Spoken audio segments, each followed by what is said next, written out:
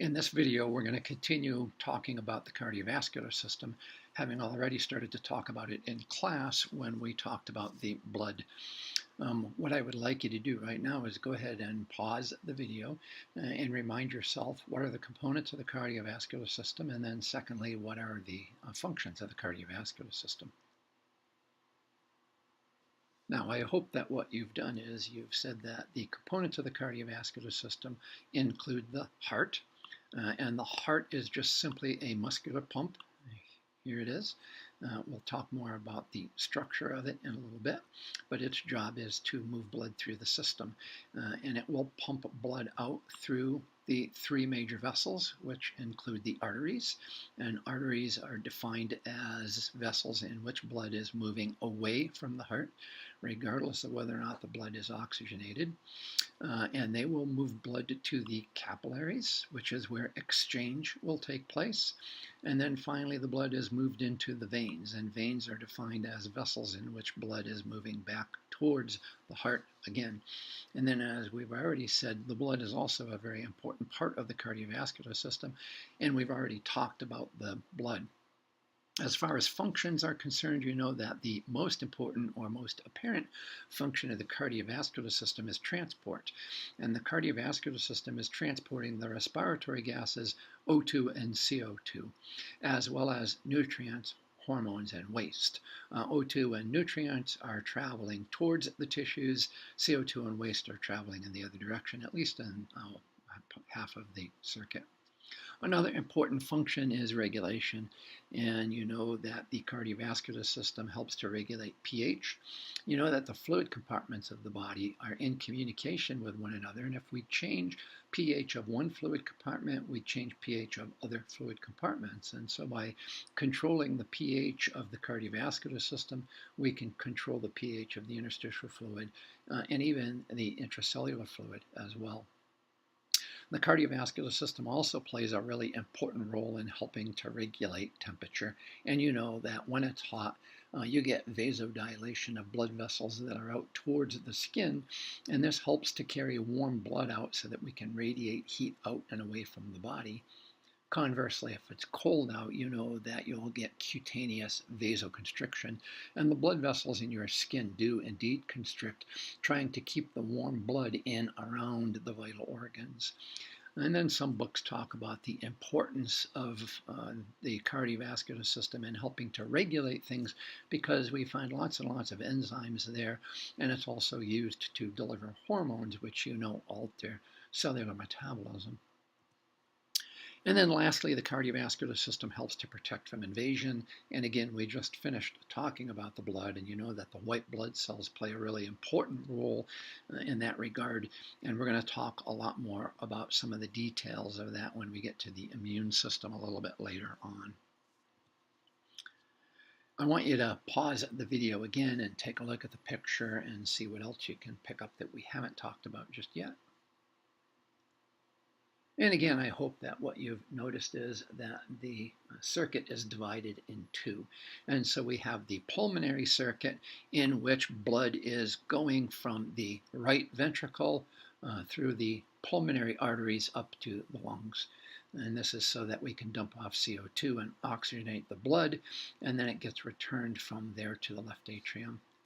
And then we have the systemic circuit, in which the oxygenated blood that's high in nutrients is traveling from the left ventricle out to all the different cells and tissues of the body to deliver those O2 and nutrients. This is a diagram that just simply shows you the one-way flow of blood through the circuit. And I do indeed want you to be familiar with this, and I want you to be able to give a little bit of detail here. So for instance, I want you to be able to say that blood is returning to the right atrium through the inferior and superior vena cava. From there, it will pass through the tricuspid valve and into the right ventricle before traveling through the pulmonary semilunar valve and out through the pulmonary arteries to the lungs. And so again, I want you to be able to complete a full circuit of the blood, starting from the right atrium and returning to the right atrium again. And this is just a different way to show that. It's not quite so anatomical. It's more of a flow chart, no pun intended. And then your book, page 736, 737, you should be familiar with the figure there as well. But this should be pretty straightforward for you. If you do have questions, feel free to come in and talk to me or raise the questions in class. This diagram shows you that as blood moves out into the arteries branch, and blood flow to the organs of the body is what we say is parallel flow as opposed to being in series.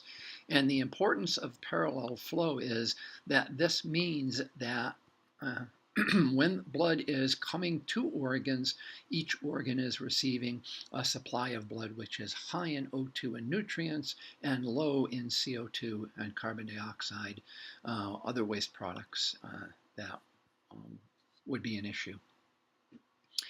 And there's another consequence of this, and that is that as the arteries branch, there's a decrease in what's known as resistance to blood flow. And again, later on, not in this video, we'll talk about resistance to blood flow and understand its importance. You should be able to look at this section of the heart and identify what we have here. And you know that what we're looking at are the ventricles. And you should realize that the ventricle on the right is indeed the right ventricle. This one is the right ventricle, and this one is the left ventricle. And you can see that the myocardium in the left ventricle is much, much thicker. The reason for that is that the left ventricle has to pump blood through the entire systemic circuit, and it has to pump a great distance against gravity, and so the left ventricle is responsible for generating much higher pressure gradients. So not surprisingly, the layer of muscle in the left ventricle is considerably thicker than the layer of muscle in the right ventricle. This figure shows you that the heart is actually contained in a sac that's known as the pericardium that has several different layers to it.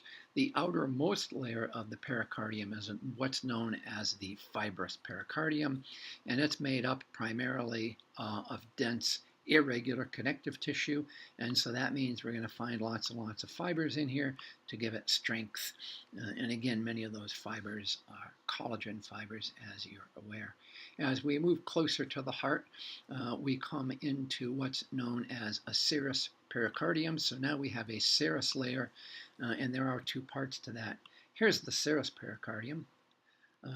It's the outer layer, and it's made up primarily of simple squamous cells.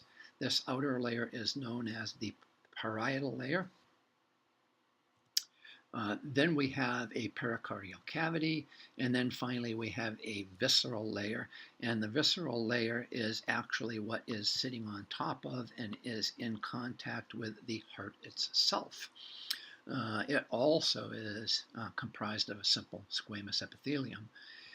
And these epithelial cells produce a serous fluid that fills the serous pericardial cavity, and that helps to reduce friction.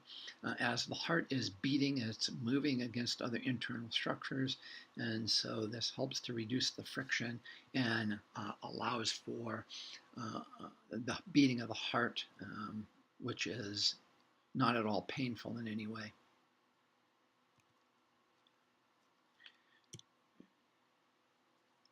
This shows you the fibrous pericardium with it being cut and reflected. As you look very, very carefully here, you can see that this fibrous pericardium is actually attached to the great vessels, the pulmonary trunk, and also the aortic arch up here at the top.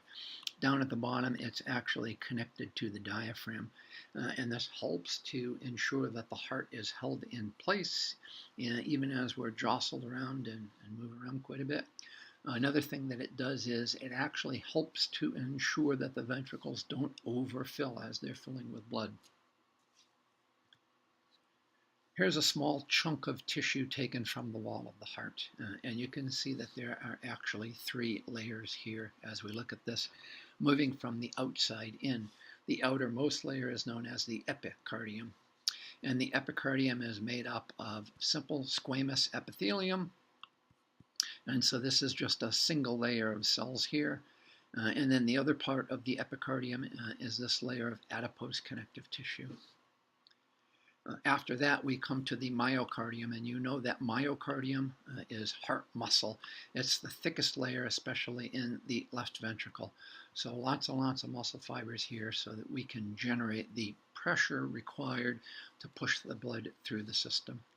And then the last layer is what's known as the endocardium. And again, this is the innermost layer, the part that's in contact with the blood. And we start with, again, a thin layer of areolar connective tissue. And then finally, another single layer of simple squamous epithelial cells. And this is what is in contact with the blood. It's important that you have an understanding of the macroanatomy of the heart, and most of you already have some idea of what this looks like. You know that the heart is a muscle that has several chambers in it, and there are two smaller chambers that are located towards the top of the heart, and these are known as the atria. We have right atrium and left atrium. And blood is returning to the heart from the pulmonary circuit into the left atrium and from the systemic circuit into the right atrium. And so for that reason, the atria are known as receiving chambers. Down below the atria, we have the larger cavities, which are responsible for pushing blood through the pulmonary and the systemic circuit, and these are known as the ventricles. And since they have to create forces that are fairly high, they're known as pressure chambers. And again, I just want you to notice that the thickness of the left ventricle is considerably more than the thickness of the right ventricle. And again, that's because the right ventricle is just simply pumping through the pulmonary circuit, whereas the left ventricle has to pump through the systemic circuit. Another important part of the macroanatomy of the heart are the valves, and the valves help to ensure one-way flow of blood through the system. And so we have four important valves. We have the AV valves, which are located between the atria and the ventricles. And these AV valves prevent blood from going from the ventricles back up into the atria. The one on the right side is known as the tricuspid valve, and the one on the left side is known as the bicuspid, or more commonly, the mitral valve. The other valves that we have are the semilunar valves. The semilunar valves separate the ventricles from the great arteries. And so here's the pulmonary semilunar valve, and it prevents blood from moving from the pulmonary artery back into the right ventricle. You can't quite see it, but underneath here is the aortic semilunar valve, and it's responsible for preventing blood from moving from the aorta back into the left ventricle. Another important part of macroanatomy of the heart is the coronary circulation, but we're not going to talk about that right now. We'll wait and talk about coronary circulation later on down the road. We're going to continue to talk about the valves and see how they help to regulate blood flow. Here what we've done is we've done a transverse section of the heart, and we've pulled the atria away so that we're looking down onto the top of the ventricles, and as we do that, we can see the bigger AV valves. Now looking, we see that they're open, and that means that blood can move from the atria down into the ventricles, and so that means that the ventricle is relaxed or in what's referred to as ventricular diastole. And so again, the ventricles are filling up with blood.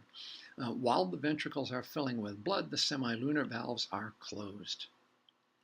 This shows you the same thing, but from a different view. So now we've taken a coronal section through the heart, but again, we can see that the AV valve is just this flap of soft tissue, and when you're sitting or standing upright, it just hangs down into the ventricle, and that means that gravity can just draw blood from the atria down into the ventricles. At the same time, there actually is blood up here in the aorta, and it's pushing back on the semilunar valve, helping to hold it closed, because at this point there's no blood from the ventricle pushing up against the semilunar valve. The ventricle then goes into systole, and as it does, blood pushes up against those flaps that make up the AV valves, and that forces them closed. And now here you can get a good look at those valves when they're closed, and you can see why this is called the tricuspid valve. It's got 1, 2, 3 cusps. Here's the bicuspid valve, but again, the bicuspid is more commonly referred to as the mitral valve.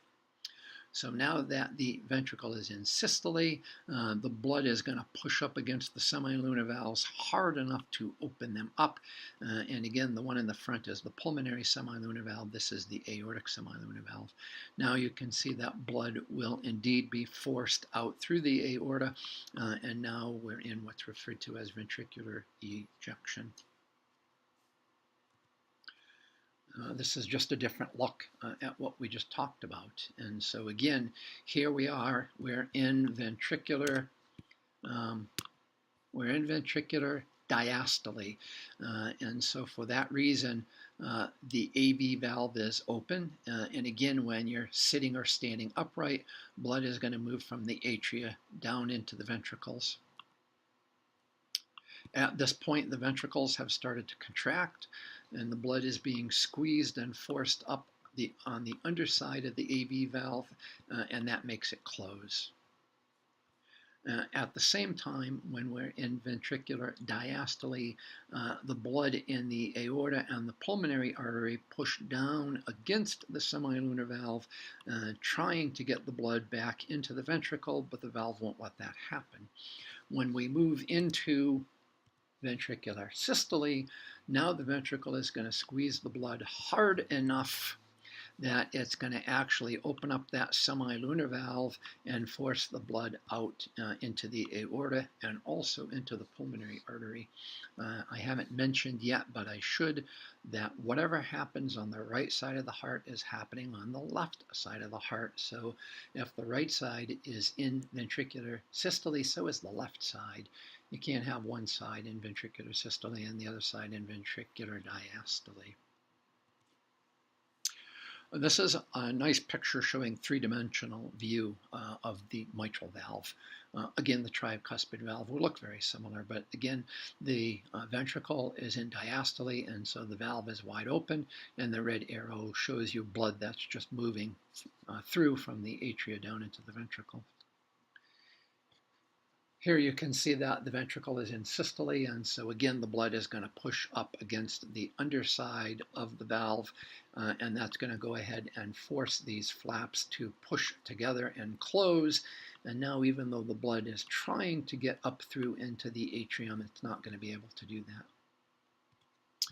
Unfortunately, I wasn't able to find any nice three-dimensional views of the semilunar valves, but these are pretty good pictures of the semilunar valves. And so the left figure, or A, shows you the semilunar valve. Again, when the ventricle is relaxed, it's in diastole. There's no blood pushing up from the bottom.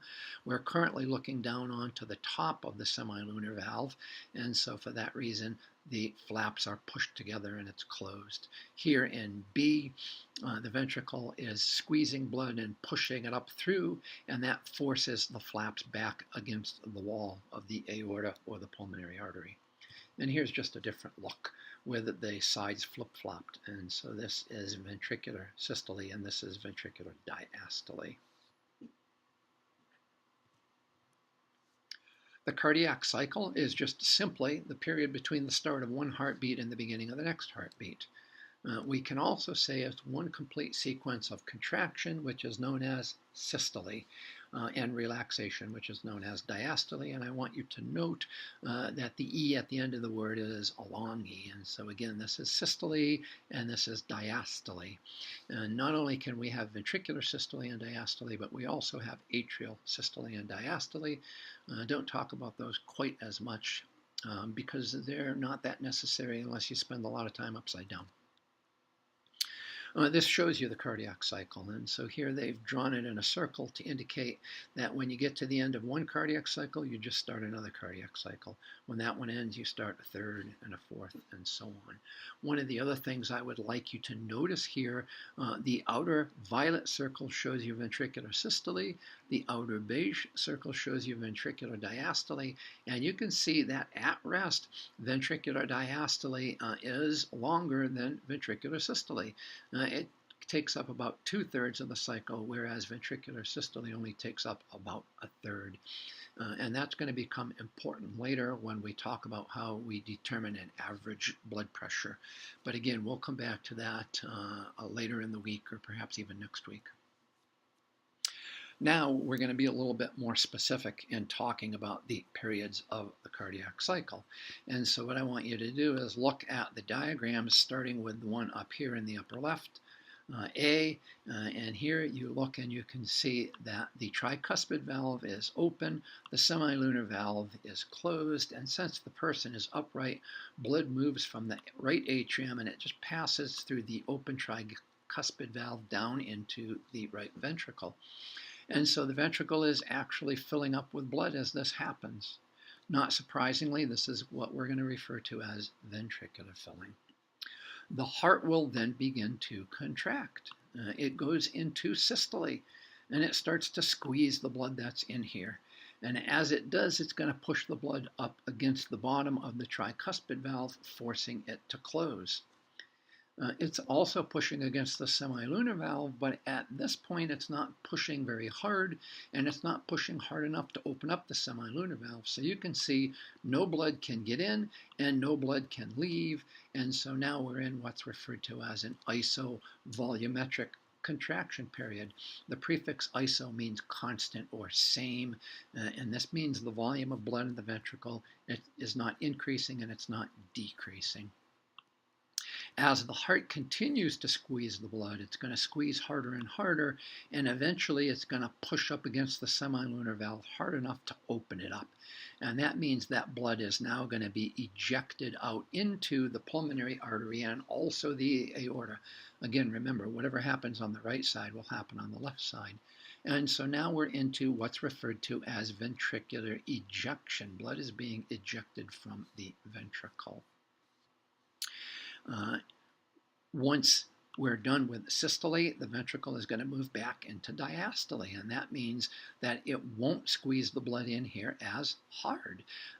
There's still blood up here in the pulmonary artery and also in the aorta, and that blood is going to sit back against the semilunar valve, trying to get back into the ventricle, but what it will do is it will close the semilunar valve. The AV valve is still closed, and so again, no blood is coming into the ventricle and no blood is leaving the ventricle, so we're into another isovolumetric period, but this one is referred to as isovolumetric relaxation. And again, this is a cycle, and so from here, we're going to move right back into ventricular filling, isovolumetric contraction, ventricular ejection, isovolumetric relaxation, which will happen over and over and over as we continue through the cycle. This graph shows you the change in the amount of blood that we have in the ventricle as we go through one ventricular cycle.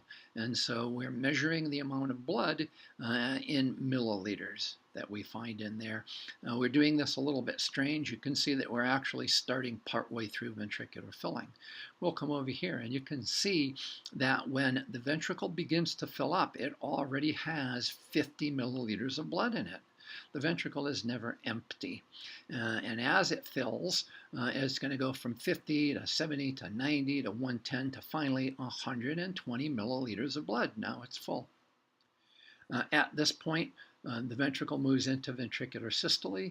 That's going to push blood up against the AV valve and shut it. Remember that the semilunar valve isn't open yet, and so blood can't enter and it can't leave. This is where the AV valve closed, right here. You can see that the amount of blood in the ventricle stays at 120 milliliters for just a brief period of time. But as the pressure in the ventricle builds up, it forces the semilunar valve open and blood begins to leave. So now we're into ventricular ejection, and the volume of blood is dropping, goes from 120 back down to 150. And then the ventricle moves back into diastole. The semilunar valve closes. The AV valve hasn't opened up yet, and so again, for a brief period of time, the amount of blood in the ventricle stays constant at 50 milliliters. The top half of the figure is more confusing, and you're going to have to spend some time looking at it and thinking about it. What it's really showing us is it's showing us pressure gradients. Blood won't move unless there's a pressure gradient. There has to be a difference in the pressure between two places. The purplish line is showing us the pressure in the atria, and the bluish-greenish line is showing us the pressure in the ventricles. And here you can see that the pressure in the atria is just slightly higher than the pressure in the ventricles, and so we're in ventricular filling. Look, the ventricular volume line is sloped upwards. Well, again, the ventricle is going to go into contraction or systole and squeeze the blood, and so the pressure is very quickly going to rise, and it passes above the pressure in the atrium, and that closes the AV valve. So now we're in this narrow beige area where the pressure is climbing, but both valves are closed. AV is closed, semilunar has not yet opened up, and so this is the isovolumetric contraction phase. Come back down here and look. Slope of the line is 0. It's not increasing, not decreasing. Pressure in the ventricle rises very quickly, and it quickly passes the pressure in the aorta, indicated by the green line. And as it does, the semilunar valve is going to open up. Now when the blue line is higher than the green line, pressure in the ventricle is greater than pressure in the aorta, and we're into ventricular ejection. Blood is leaving the ventricle, and the amount of blood is decreasing very quickly from 120 to 100 to 80 to 60, all the way back down to 50. The pressure in the ventricle will begin to drop, and it starts to go into diastole. Pressure drops even faster, and as the blue line drops below the green line, the pressure in the ventricle is less than the pressure in the aorta, and so now that semilunar valve will close again. AV valve still isn't open, and so again, we're in an isovolumetric period. Is the line down here horizontal? Yes, it is. And that means that we're not adding blood to the ventricle, but blood is not leaving the ventricle either. As the pressure in the ventricle drops, you can see the blue line will very quickly drop below the purplish line, and that means that the AV valve will open up again. And as it does, blood starts to move from the atria back into the ventricle, and we're back into ventricular filling. And so again, you need to back this up, listen to it again, and think about all of this very, very carefully. I like this diagram because, again, it helps to remind you that this doesn't happen just one time. It happens multiple times. And so we can see that one cardiac cycle is quickly followed by another cardiac cycle and another and another and another. And if you have a resting heart rate of 66 beats per minute, you're going to get 66 of these over the course of 1 minute. And if you're exercising and you get your heart rate up to 150 beats per minute, you're going to go through this 150 times. The other thing that I want to point out to you here is that the pressure in the atria is not very high, and it's not much higher than the pressure in the ventricle. It doesn't require much of a pressure gradient to get blood to move from the atria down into the ventricle. The blue line being above the red line is all that's really required. Okay. The other thing that I want to remind you of is that even at the end of the cardiac cycle, there is still blood in the ventricle. For this particular person, there's still 66 milliliters of blood in the ventricle. This value is what's known as the end systolic value, or the end systolic volume, pardon me. And that's because this is the amount of blood that's in the ventricle at the end of systole. For this person, it's 66. For another person, it might only be 60 milliliters. This value is the amount of blood that's in the ventricle at the end of diastole, and so it's referred to as the end diastolic volume, or the EDV. And then finally, this diagram puts everything together for you so that you can see all of it and see what's going on. If you find this diagram online, you might be able to follow it a little bit more closely. But again, right here, we're in ventricular filling. That means that the AV valves should be open. So we come down here and we follow these lines, and it shows us, oh, look at that. Tricuspid and mitral valves are both open. Blood can move from atria down into the ventricles. As we move over here, we're into isovolumetric contraction first. That means that both valves need to be closed. So we come down here and we look, semilunar valve is still closed, and the AV valve has been shut by blood pushing up against the bottom of it. As we move over here, we're into ventricular ejection. The only way blood can be ejected is if the semilunar valves have opened up. So we come down here and we follow it over, and we see that that has happened. Blood in the ventricle is pushing up against the semilunar valve hard enough to open it up. And then finally, we move into isovolumetric relaxation.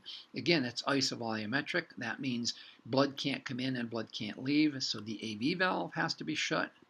It is, good. Semilunar valve has to be shut. It is, good.